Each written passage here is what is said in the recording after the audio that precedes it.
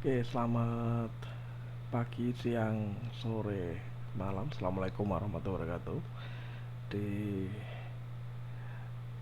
sesi kali ini saya akan melanjutkan materi kemarin ya di keamanan komputer pada part 1. Sekarang saya lanjutkan di part keduanya. Jadi peningkatan kejahatan komputer di sini adalah meningkatnya kompleksitas sistem atau teknis dan bisnis. Nah, ada pun program yang menjadi semakin besar, megabyte, gigabyte, pola bisnis, perubahan partner, alien, in-house development, terus outsourcing di sini, potensi lubang keamanan juga semakin besar pula. Ketika semakin meningkat ya semakin besar juga di situ nanti. Resikonya pasti akan semakin besar. Nah, contoh peningkatan kemarin ini sudah saya bahas juga di materi sebelumnya ya. Ini hanya review singkat aja. Tidak ada operating system dari level atau versinya ya, versi dari Windows dari versi 3.1 sampai Windows sekarang Windows 10 ya yang kita pakai. Nah, dari klasifikasi atau keamanan sysinfonya menurut David Kloffman ini uh, sama ya seperti kemarin ya. Benar, ini kayaknya teksnya ini yang saya kasih warna dulu. Ini juga sudah saya bahas pada materi kemarin ya di pengantar keamanan jaringan yang keamanan komputer yang pertama. Oke, ada fisik, ada manusia people itu sendiri, data, media, teknik komunikasi, dan kebijakan, dan prosedur, polis, dan prosedur ini. Nah, letak potensi lubangnya, lubang keamanannya seperti ini. Kemarin juga sudah saya jelaskan, ada ISP, ada user internet, whole website. Nah, aspek atau service keamanannya meliputi dari privacy, confidentiality-nya, integrity, authenticity, availability, non-repetition, dan access control di sini. Ini sebenarnya di beberapa materi sudah ada sih, sudah saya bahas baik materi di video-video sebelumnya sudah banyak sekali ya saya bahas ya tentang privacy atau confidentiality-nya. Artinya dalam proteksi data atau hak pribadi yang sangat sensitif. Ini meliputi dari nama, tempat tanggal lahir, agama, hobi, penyakit yang pernah diderita, status perkawinan, data pelanggan. Terus serangan sniper bisa mendapatkan dari SOP yang tidak jelas atau standar operasional yang tidak jelas. Misalnya nih, saya dikasih password, dikasih amanah password, habis itu saya pindahkan ke orang lain tanpa saya harus bertanya dulu, itu juga tidak jelas. Proteksi dengan enkripsi. Ada namanya Electronic Privacy Information Center yang bisa Anda cek atau Anda kunjungin di halaman http www.epic.org. Ada satu lagi namanya Electronic Frontier Foundation, bisa Anda masuk di www.eff.org. Nah, apa itu integrity? Integrity informasi yang tidak berubah tanpa izin atau temperate, altered, modified. Nah, serangan biasanya meliputi dari spoofing, virus, trojan host, man in the middle atau MMTM, proteksi signature, certified, dan hashing. Ini diperuntukkan untuk integrity-nya tadi, pola serangan yang digunakan untuk integrity-nya. Nah, bagaimana dengan authenticity-nya? Yaitu meyakinkan keaslian data, sumber data, orang yang mengakses data, server yang digunakan, penggunaan digital signature, biometrik, serangan password palsu, terminal palsu, situs web palsu. Ini biasanya kita kalau mau melakukan seorang orang yang bergelut di dunia security, kalau mau melarikan di sini bisa masuk di forensik ya, ranahnya ke forensik nanti. Nah, apa sih proteksi yang melakukan di authenticity adalah certificate yang digunakan. Nah, only the moment nobody know you are dog. Jadi kita nggak tahu ya di itu siapa, apakah kita seorang anjing, seorang anjing atau apa. Ya, kalau saya bicara sih, ya apapun yang kita buat itu tidak bisa dikatakan itu aman. Pasti ada celahnya. Cuma di sini kan yang digunakan adalah on internet nobody knows you are dog di sini. Nah, availability-nya, informasi harus dapat tersedia ketika dibutuhkan. Nah, serangan terhadap server dibuat hang, down, crash, lambat. Nah, serangan ini bisa disebut dengan denial of service DOS attack. Mulai banyak adalah pengiriman paket. Jadi baik ini, logikanya sudah ada DOS itu kan Nanti kalau misalnya ada yang salah tolong dikoreksi di kolom komentar ya. DOS itu saya gambarkan satu pintu itu dilewatin banyak orang, terus dengan kan banjir paket di situ kan.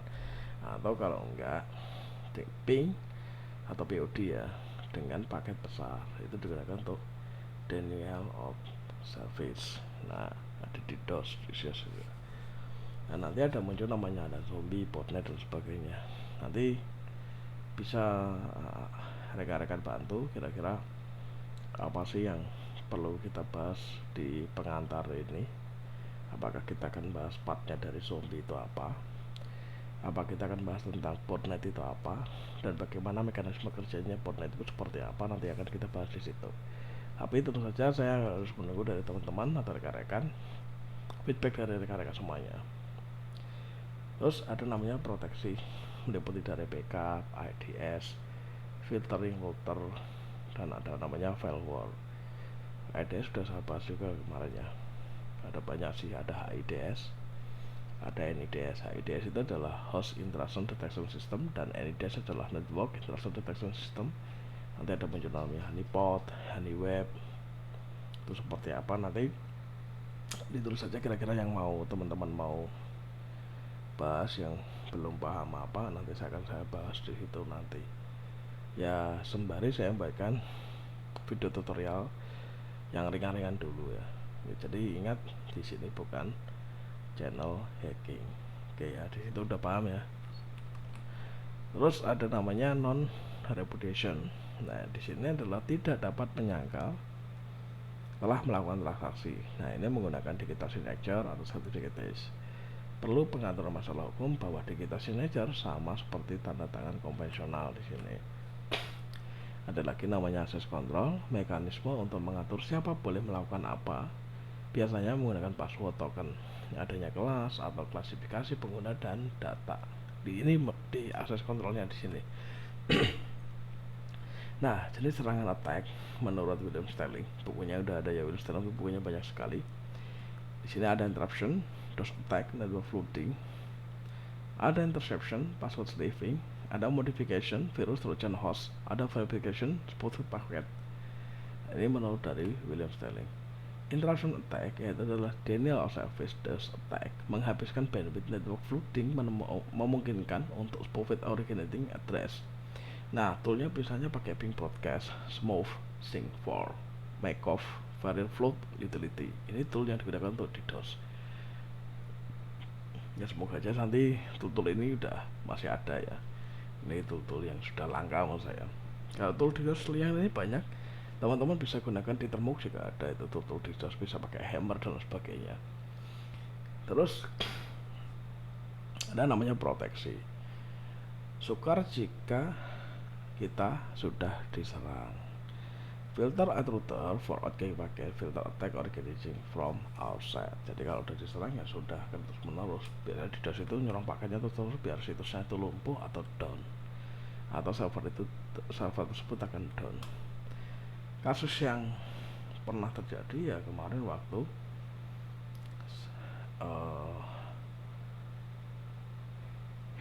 semoga ini nggak kena banned ya, Israel dengan Palestina kemarin.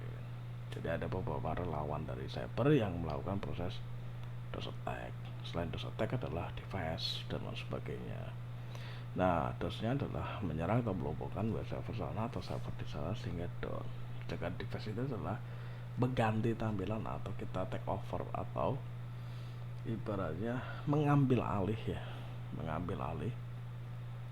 ya sama ya dengan kasus sekarang itu kan yang kemarin di Afghanistan juga pengambil alih oleh tentara Taliban itu ya, apa masuk ke ruang presiden kalau nggak salah. Oke, kita skip ya, itu masalah dunia ya, kita bahas tentang teknologi di sini. Terus ada lagi interception attack. Nah, sniffer to capture password and other sensitive information. Nah, tulisannya apa di sini? Ada TCP dump. Terus ini bahasanya apa ya tuh, bacanya ya engrab atau nge-rap atau apa, nanti teman-teman silahkan kalau bisa, misalnya kalau bisa ke komennya pakai voice ya malah enak. Terus ada Linux sniffer, disniff, trojan, ada NetBus, ada SOC 7. Bagaimana protectionnya? Bisa melakukan dengan segmentation, sweet hub, promiscuous detection atau anti-sniff untuk melakukan intercept di sini.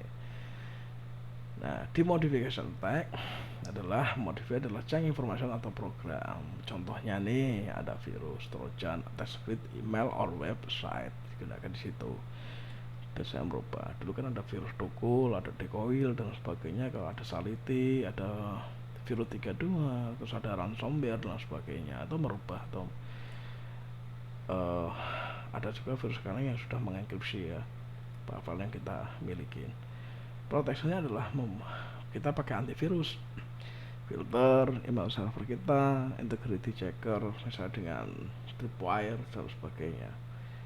Tapi biasanya teman-teman ini pelit nih, sorry ya saya bilang teman-teman pelitnya gini deh, udah tahu punya HP harus diupdate, operasi sistemnya minta update, nggak pernah diupdate, terus minta aman, itu ya sama aja bodoh ya, sama aja goblok di situ ya.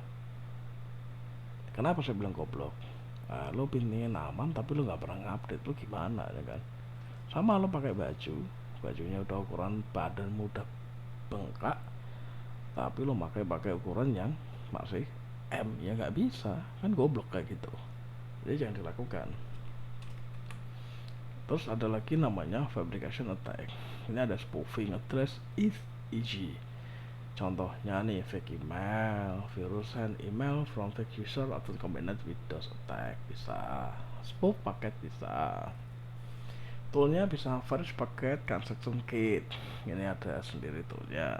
Nah, bagaimana dengan protectionnya? Dengan melakukan proses filter outgoing paket pada router tersebut. Nah, more on interruption attack bisa dilihat pada contoh di distributed denial of service di DOS attack. Nah, ini ada namanya flood your network with spoofed packet from many source.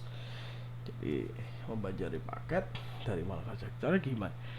Anda masuk ke milis atau komunitas, kan biasanya kan dapat berita terus tuh email kan. Anda forward ke email target. Nah, ini bukan saya nyontohkan yang jahat enggak ya, atau mail bomber namanya ya, atau SMS spam gitu ya. Kalau bisa pengen kayak mama minta pulsa ya beli ya, SMS please, Tokopedia, Bukalapak udah banyak kan. Udah banyak sekali, udah ada yang beli, ada yang buat hardware-nya di situ.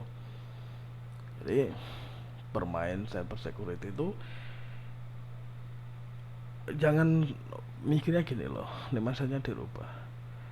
Abang gue bikinin tutorial ini, pak gue bikin tutorial ini, tapi lo nggak pernah praktek dan mengharapkan bisa. Sama halnya seperti lo mau karting, lo pengen nanya aja, lo BU tapi lo nggak bisa ngapa-ngapain ya, buat apa? Ada teknik-tekniknya ke sana, jadi nggak instan. Ini perlu diperbaikin mindset teman-teman semuanya di sini. Jadi jangan gimana ya, gue sebenarnya ngakak serius itu ya, mau belajar tapi nggak mau berusaha ya, auto goblok kan di situ kan. Ini dari dari kemarin saya lihat komennya cuma hack terus itu. Terus ada lagi teknologi kriptografi, itu penggunaan enkripsi kriptografi untuk meningkatkan keamanan. Nah, ini adalah level-level keamanan atau tentang encryption yang harus Anda pahamin. Bisa pakai AES, RSA dan sebagainya. Anda itu nggak paham gimana mau lakukan hack ya. Ada namanya private key versus public key. Contohnya ada DES tadi, ada IDEA, RSA, ICC. Kalau kita buat di website ada namanya hashing, metode hashing table, itu juga enkripsi juga. Anda harus pakai. Kalau hashing itu gampang bang untuk di decryptnya, kan udah banyak toolnya. Ya lo bisa nggak larinya berapa bit, apa dia larinya di 128, 256 atau D512, kan lo harus paham juga di situ. Terus butuh hardware nggak? Butuh nggak? Kalau nggak butuh ya berarti Anda dewa, berarti kan butuh juga device yang memadai, butuh bandwidth yang memadai gitu ya. Terus jaringannya juga nggak asal make VPN orang lain, di party yang dipakai. Anda bisa membuat VPN nya sendiri, Anda bisa domain hosting gratis, domain hosting sendiri, bukan cari yang gratisan. Bang, bagaimana kalau bikin webnya yang anti device kan? Ya udah bikin blogspot aja, insya Allah aman pakai blogspot. Kalau belum pinter-pinter bikin website ya udah nggak usah dulu, pelajarin dulu tekniknya apa, bahasa pemrogramannya apa, dari situ dulu baru belajar yang lainnya. Bang, gua bikin device, lo ngerti nggak shellnya seperti apa? Shell itu bukan musuhnya dari Son Goku, itu enggak ya. Ya belajar dulu shell, terus tool pembuatnya apa. Wah, saya ngambil dari Indo Devicer bang, ngambil shellnya saya download di situ. Emang lo ngerti? Ya agak saya marahin yang asal comot-comot ya gitu ya. Jadi jangan celamitan, ini saya bilang gitu, celamitan kayak gitu. Pelajarin dulu, paham nggak? Kalau nggak paham ya nanti dulu cari sumber yang banyak, resource yang banyak. Lo punya Telegram, gunakan Telegrammu dengan bagus, nggak buat nonton bokep aja di situ. Biasanya yang larinya kayak gitu, apalagi pandemik, larinya ke sana aja ya. Pahami baik-baik di situ. Terus mempelajari cracker, ada baiknya mengerti perilaku perusak. Rusak itu gampang, ya kan? Saya bilang rusak itu gampang. Lo punya HP, lo banting udah rusak. Nah, siapa mereka? Bisa jadi orang di sekitar Anda, orang tersayang Anda atau pacar Anda adalah mereka seorang cracker. Simpelnya gini, jalan ada lubang, nyalain apa? Lubang kok di sini, ada kan? Ya nyalain lubangnya. Lalu kenapa lewat di situ? Kan? Lo kan juga bisa ngelihat, kayak gitu. Apa motifnya? Bagaimana cara masuk dan apa yang dilakukan setelah masuk? Nah, cracker di sini ada SOP atau metodologinya. Dari hacking expose, target acquisition, dan informasi gathering, initial access, preview escalation-nya, covering track, install backdoor. Jika semua gagal, lakukan DOS attack. Nah, udah. Opsi terakhir nggak bisa ngapa-ngapain, nggak bisa kita eksploitasi sistemnya, ya sudah kita akan di DOS saja. Udah cukup. That's it. Nah, ini ada lagi namanya security vision dan strategi, business initiation dan prosesnya. Ini Anda teman-teman cari aja nanti, atau IT security framework. Kalau kita lihat di sini kan ada ancamannya, ini teknologi, strategi, dan bagaimana penggunaannya. Ada PLIS, ada security modelnya, ada security architecture dan technical standarnya, ada administratif dan end user guideline dan prosedurnya, ada enforcement proses, monitoring proses, recovery proses, di mana itu dalam satu manajemen di security solution. Nah, yang mengancam di sini nanti ada vulnerability dan assessment. Udah banyak materinya. Cara ngecek vulnerability seperti apa. Tidak ada ratusan video dan di draft juga masih banyak draftnya. Dan juga saya uploadkan di situ materi tentang ekosnya dari Udemy. Silahkan digunakan baik-baik di situ. Udah banyak sih teman-teman yang lain juga banyak yang re-upload tentang materi dari Udemy. Anda cari-cari di situ, jangan nyari prank hacker terus ya. Yang cerdas di situ. Jangan langsung bang kok ajarin dong bang kok pengen dengan dah hilangin gitu, sifat manja itu hilangkan. Oh, mau jadi cyber manja gitu, udah sana lo mati aja, gak usah belajar. Terus ada lagi security police, ada enterprise security karakter di sini. Dari security police meliputi dari manajemen, terus behavioralnya seperti apa, ini saling berhubungan semuanya sampai W2K nya config lainnya, ada Linux access control. Ini Anda pasti bingung gitu kan, wih pakanan nopo, manganan nopo, kan? Ya udah belajar dulu. Nah, terus satu lagi spesifik security policy, ada extranet access credit card data. Nah, security standar dan prosedur ini bisa mulai dari web authentication tool, secure data capture prosedur. Biasanya yang pakai captcha dan sebagainya ya di sini ya. Nah, bypass captcha itu juga ada metodenya juga. Terus ini cuma arahnya aja, ini menuju sana, ini antara relasi berrelasi, mana saling berhubungan ya dicari.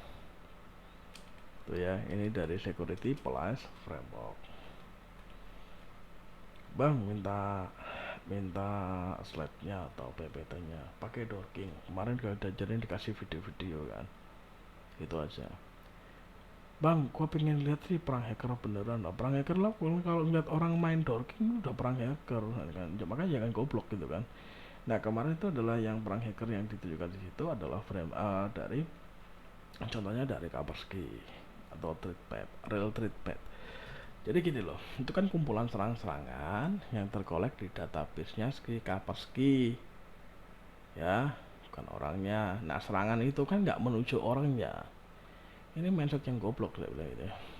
Serangan itu terlibatnya dari lo kena virus itu juga serangan, lo kena malware juga serangan, ada service, ada botnet, ada zombie, terus beberapa yang lainnya. Itu dikoleksi jadi satu terus dibuat visual di seluruh dunia. Siapa sih nggak kenal dengan Kaspersky? Iklannya yang pengiklan siapa? Aktornya Jackie Chan. Dah, dilihat dulu. Makanya nggak usah goblok-goblok banget jadi orang, ya. Terus ada pengamanan menyeluruh, harus menyeluruh, holistic approach. Di sini ada people, ada proses, ada teknologi. Di mana people harus melakukan harus punya namanya awareness atau skill, ya. Tingkat waspada itu kalau orang Jawa itu adalah gemina sitilan waspada. Nah, gue harus punya kayak gitu. Skill harus dimiliki. Paling enggak kalau kita nggak punya skill IT yang paling bagus ya SE lah, socengan lah, social engineering atau gimana Anda bisa TP-TP di situ.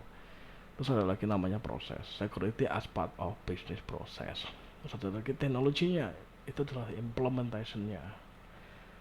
Paham juga di situ. Ini fragment semuanya. Nah, pengaman yang baru ada pengaman yang berlapis di sini ya. Ada customer ini dengan authentication device. Terus ada lagi berarti dari ini ada firewall, web server, firewall protect to SQL-nya, internet banking gateway-nya ya, core banking application-nya, dan ada detect intrusion-nya. Jadi si intruder itu akan dideteksi oleh di mesinnya IDS. Intruder itu apa sih? Penyerang atau imposter, ya. Impostornya siapa? Ini dideteksi di sini. Jadi lo semuanya kudu paham. Ya, kalau saya lebih baik ngajar kayak gini, kayak ngajar offline. Jadi enak. Ketika goblok kayak itu lihat ekspresi kalian tuh nyaman gitu. Kalau di sini kan saya nggak bisa ngeliat ekspresi kalian karena di YouTube ya. Jadi kesannya tuh wah orangnya arogan ya kan. Yang arogan tuh situ ya. Saya sih nggak, saya sih nganggapnya nggak arogan. Karena belajar yang mindsetnya paling utama orang-orang Indonesia itu nyari channel yang isinya hacker dan berharap bermimpi pengen jadi hacker dan selalu ngeluh saya punya HP doang. HP juga bisa goblok, mau belajar kayak gitu. Oke, saya kira cukup ya untuk materi pengantar keamanan komputer part kedua ini. Cukup, mohon maaf kalau banyak kata menggoblok-goblok di sini karena tujuan saya memang buat video di sini. Saya nggak ingin membuat anda tuh pinter, tapi bagaimana anda jadi goblok di situ dulu. Goblok dulu dah, karena orang goblok itu pasti mau belajar.